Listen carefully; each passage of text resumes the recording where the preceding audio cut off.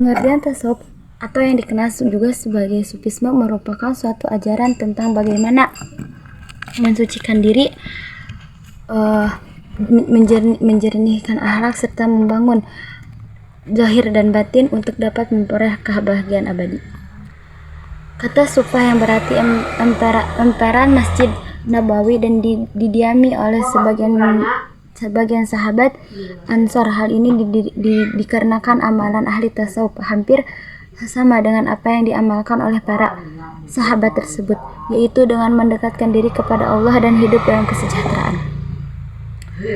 Kata tasawuf juga dapat berarti barisan. Istilah ini kemudian dianggap oleh sebagian ahli sebagai akar kata tasawuf karena ahli tasawuf merupakan seorang atau sekelompok orang yang membersihkan hati.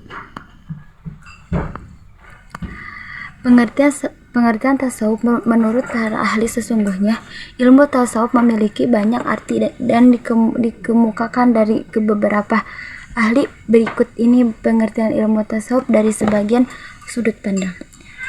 1. Dari Syekh Abdul Qadir Al-Jailani, tasawuf merupakan mensucikan hati dan melepaskan nafsu dari pangkalnya dengan khalat, taubah dan ikhlas. Yang kedua dari Al-Junaid, tasawuf memiliki makna kegiatan membersihkan hati dari yang mengganggu perasaan manusia serta memadamkan kelemahan, menjauhi keinginan serta hawa nafsu, mendekati hal-hal yang diridhoi Allah serta tergantung pada ilmu hakikat. Selain itu juga memberikan nasihat kepada semua orang dengan memegang dengan erat janji dengan Allah dalam hal hakikat serta mengikuti contoh Rasulullah SAW dalam hal syariat. Syekh Ibnu Ajibah, ilmu tasawuf menurut Syekh adalah ilmu yang akan membawa seseorang agar dapat dekat bersama dengan Tuhan yang Maha Esa melalui penyucian rohani serta mempermanisnya dengan amalan-amalan saleh. Jalan tasawuf yang pertama dengan ilmu, yang kedua dengan amal, serta yang terakhir adalah karunia ilahi. Yang keempat yaitu Haji Muhammad Amin Syukur. Tasawuf sebagai suatu latihan dengan keungguhan mujahadah untuk kemudian dapat membersihkan hati, mempertinggi iman serta memperdalam aspek kerohanian seseorang. Tasawuf sendiri muncul sebelum Nabi Muhammad SAW menjadi Rasul. Sebagian pendapat kemudian mengatakan bahwa tasawuf sebagai paham yang telah berkembang sebelum Nabi Muhammad SAW.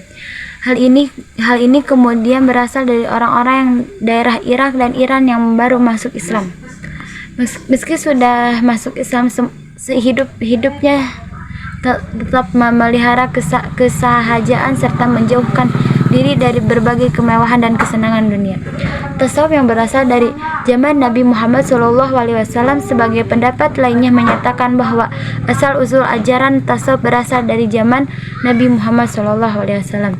Berasal dari kata beranda sufa dan pelakunya disebut juga dengan ahlus sufa. Serta telah disebutkan di atas, mereka kemudian dianggap sebagai penanam benih paham tasawuf yang berasal dari pengetahuan Nabi Muhammad SAW. Selanjutnya ada Thariqah. Thariqah atau terakat dalam bahasa artinya itu adalah jalan.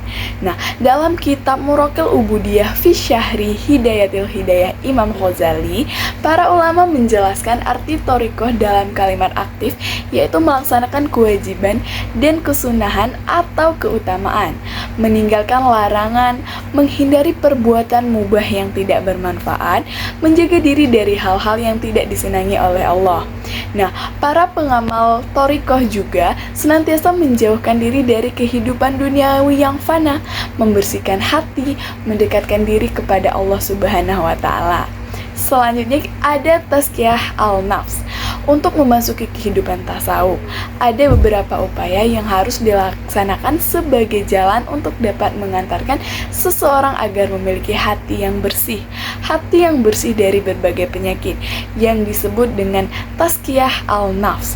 Nah, dengan tazkiyah al-nafs, kita dapat mengantarkan seseorang memiliki akhlak yang baik dalam kehidupan sehari-hari dan mengantarkannya untuk dekat dengan Allah Subhanahu wa Ta'ala.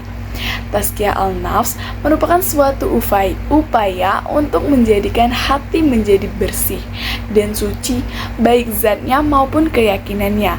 Tazkiyah al-nafs sendiri yaitu membersihkan diri dari dosa besar dan dosa kecil, serta membersihkan diri dari berbagai penyakit hati dan sifat-sifat tercela.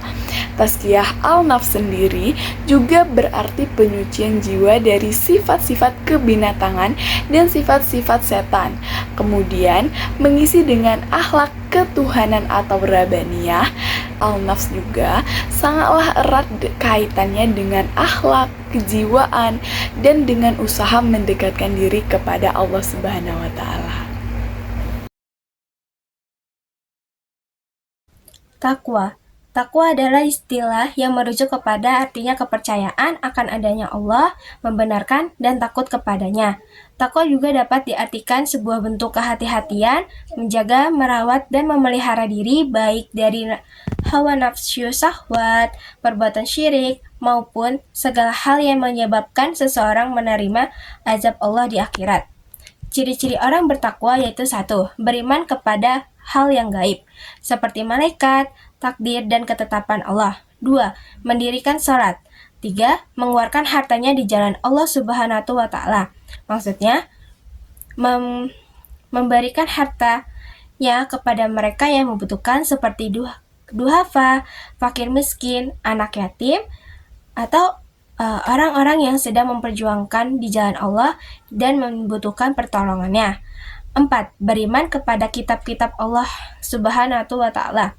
Beriman kepada kitab yang diturunkan kepada Nabi Muhammad SAW, yaitu Al-Quran, serta kitab-kitab sebelumnya yang diwahyukan kepada nabi-nabi sebelum Rasulullah SAW.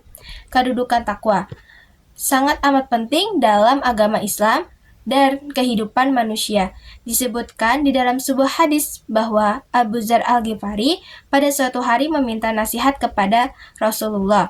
Rasulullah menasihati Al-Ghifari sebagaimana berikut supaya ia takwa kepada Allah, karena takwa adalah pokok segala pekerjaan muslim. Dari nasihat Rasulullah itu dapat ditarik suatu kesimpulan bahwa takwa adalah pokok segala pekerjaan muslim. Selain sebagai pokok, takwa juga adalah ukuran.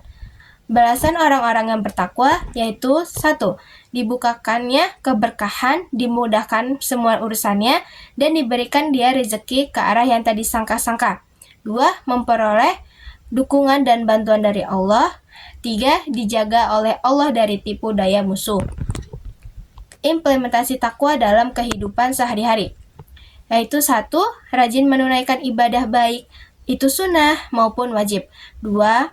Selalu menolong sesama manusia. 3. Selalu menyisihkan hartanya untuk bersedekah.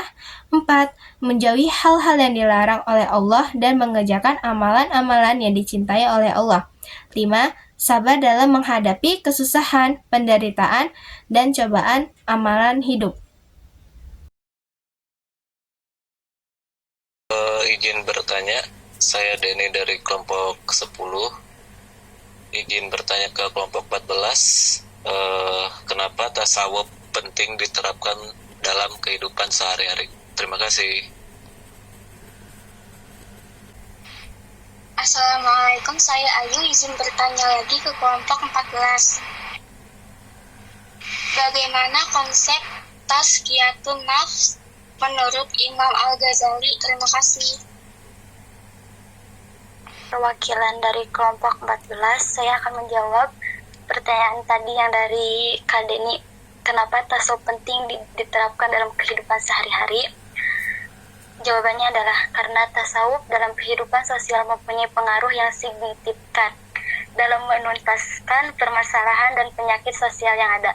Amalan yang terdapat dalam ajaran tasawuf akan membimbing seseorang dalam mengarungi kehidupan dunia menjadi yang